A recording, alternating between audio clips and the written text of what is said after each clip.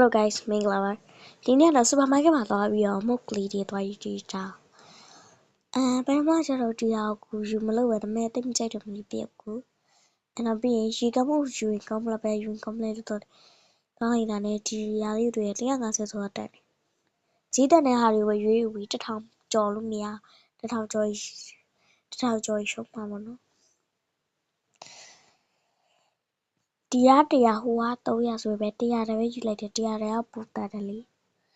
ခုမှ250ပဲရှိအောင်ထပ်သွားကြမယ်ထပ်သွားရင်900နဲ့နေတော့မျိုးဟာတွေတော့ဒီမျိုးမုံ9ဦးပြောင်းယူရမယ်ဆိုတော့တရားလေးယူလိုက်ပြီအဲ့ဆိုဒီမှာဘယ်လိုရှိ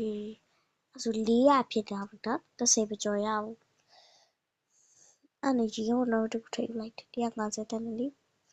အဲ့ဆိုခိုင်းကရှိပါနောက်ဆုံးမို့တစ်ခုယူပဲကိုကာကိုလာပဲယူလိုက်တော့ကိုကာကိုလာကျွန်တော်လည်းဈေးလည်းမရအောင်โอเคမုတ်ကလေးတွေပတ်စံလေးနဲ့စစ်ပေးလိုက်တယ်